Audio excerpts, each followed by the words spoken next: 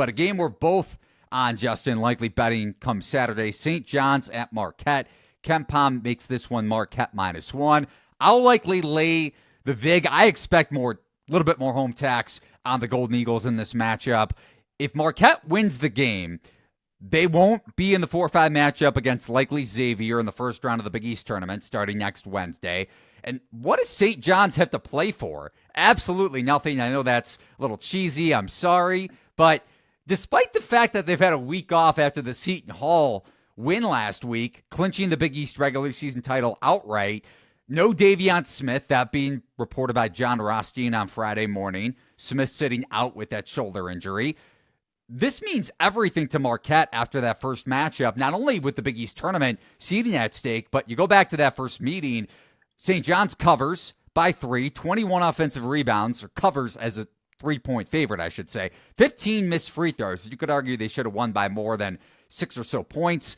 Offensive rebounds, allowing offensive boards was a problem for Marquette against UConn on Wednesday night. They allowed the Huskies to corral 19 offensive boards. Marquette, the second worst defensive rebounding unit in Big East play, only trailing Seton Hall. What has happened to Cam Jones, shooting around 25% in Big East play, 15 points on 5 of 16 shooting, but 1 of 5 for 3 in that first meeting? You're coming off a game where Marquette shot 13.6% from deep, but on senior day, I think we get a little bit of positive 3-point variance for the Golden Eagles at home. Keep in mind, during this 5-game winning streak for the Johnnies, plus 9.6 net 3-point clip. I think that reverses a little bit in Marquette's direction. Cam Jones gets hot on senior day. Golden Eagles win the game outright. Yeah, I'd imagine this is not a spot where St. John's is putting their players at risk, I think is the best way to say this. There's so much that this Johnny's team, this Red Storm team, wants to accomplish besides showing up on Fallon, I suppose, and singing sea shanties, which is crazy in of itself. What a season. What a season. It's great. It's great. How happy were you watching that on a scale of 1 to 10? I wouldn't say I enjoyed the actual thing. I liked it symbolically for what it means for New York and for the recruiting efforts of St. John's and the longevity of what Rick Pitino is building, and the fact that all of a sudden this is becoming something cool, and what St. John's looked like even last year with Pitino compared to this year, and being fueled by winning and the championship and the confetti at Madison Square Garden. When's the last time you saw confetti at Madison Square Garden? Oh, white. I think white and red. White and red. True. Yeah, but it was great, and I was really excited. It was because it was the whiteout night, and Rick Pitino was in the white suit for it to beat Seton Hall to secure the single title name. But now, I think they probably want to win the tournament, but I don't know. Do they want to win the Big East tournament is what I'm saying. Obviously, March Madness on their minds. They don't really need to have the greatest run, but I do think they're going to view it as a tune-up. I don't think Rick Pitino, he cares what happens in those games. I think if he loses in the first round, he tunes the guys up, they get rest, they get healthy. Smith maybe doesn't even play in the Big East tournament. That wouldn't surprise me at all, honestly. I'm with you. I think they just say, all right, you guys want to go out there, we run, and maybe if we don't shoot hot and we lose, and RJ turns an ankle and misses a week, it's not worth it. So I don't know. I think we probably see this being a little bit of a jog it out type of game. Maybe jump shooting, not too many attempts at the rim for RJ, who's maybe been a little beat up. We know Kadari Richmond dealing with double groin strains throughout most of the season, playing through, injured, not caring. Wouldn't be shocked to see him not really going full speed.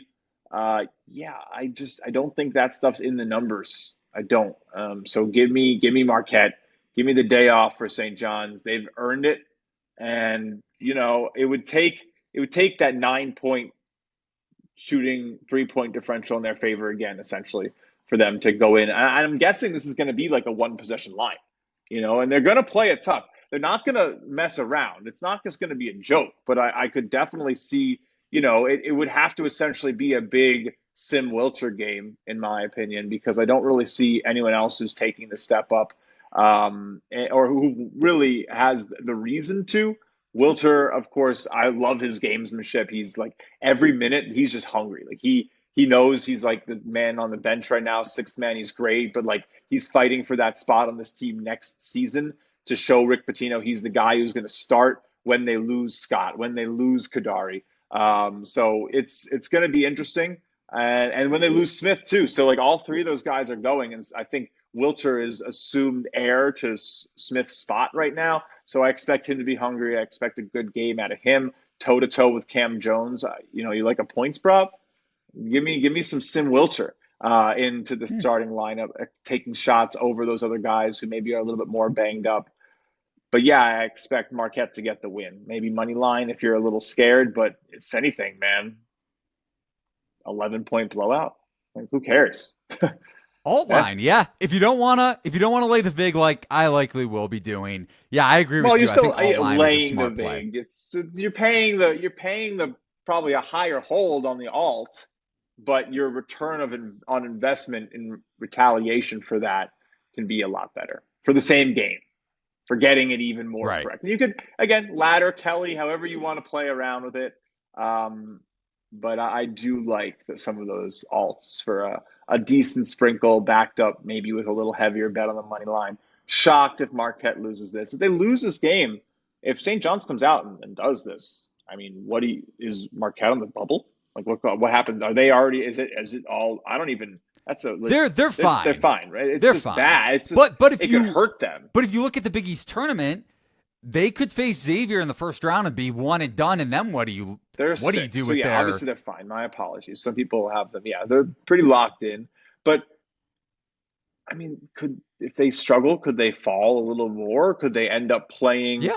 They end up the difference in the 11 seeds right now is playing VCU if you're at the bottom of the 6 line, or it's playing Indiana, Oklahoma if you're at the top. So you better hustle.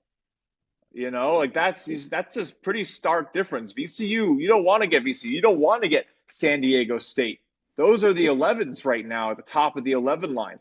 You want this win. You want to maybe even try to push for the 5 if you're Marquette. I'm sorry, I said it's been so bad recently. I mean, and the Big East is weak, so I'm shocked. The Bracket Matrix giving him a lot of credit. No one really down on him. A couple 7s, I guess. Sure. Which I think is maybe a little more fair. I might have them as a 7. If they lose this game, I think they start to look like a 7 for sure. Yeah, if they lose their next 2, I'm in agreement with you there. I will say, I know I harped on Cam Jones and his poor efficiency in Big East play, but you look at a couple key metrics, bias in performance rating and regularized adjusted plus minus among the Cousy Award finalists. So the best point guards in college basketball is Zakai Ziegler, Braden Smith, Mark Sears, who we touched on earlier, Walter Clayton Jr. of Florida. Gators looking more and more like a number 1 seed. Jones leads all those point guards in RA, PM, and BPR. Yep. He has been that good despite the fact that he has not shot the ball well from 3. I think you get a monster performance from him at home, especially without Davion Smith for St. John's, and Marquette maybe wins this game and maybe get a little value on the alt line. Yeah. But I'll be taking money line. I think I would assume this line is going to open around -2, so maybe you get a -125. Pitino is a strategist. He is a strategist. Let me tell you, that man, if you've been watching the Vice series, he's a gamer. And that is why he has been winning and creating insanely competent defenses for decades. He just is obsessed. So I would imagine he looks at this and sees the rest potential as more beneficial to what he's building than getting this win. They've done what they needed to do. They won the championship. They got the pictures. They got the confetti. They went on the shows. They're going to rest up. They got the Big East tournament. They're going to pack Madison Square Garden. It's going to be the most read in MSG in the Big East tournament in the last 20 years. I mean, it's crazy. People in New York are going to buy tickets. Prices are going to be higher. UConn fans are already dejected. They're going to try to come out. We'll see how the draw goes. But, I mean, that might – I hope Pitino wants that win too, because they should cap it off, because you want to know what? vast likelihood is you're not winning March Madness. Duke is nearing a 40 on Ken Palm adjusted EPM, like EM. You're not beating that. You're just not. Maybe Auburn is. Maybe Duke falters. Maybe Cooper Flagg gets caught in a tornado. I don't know. That's what it's going to take. He could probably walk through it. He's like 6'8", 285 pounds at 19 years old. He'd be fine. Yeah, I think they're going to go hard for the Big East tournament. I think they want to raise every banner they can. They want to build the legacy. They want to own the Big East. And then the tournament, it might end up being ancillary in a sense. So we'll see.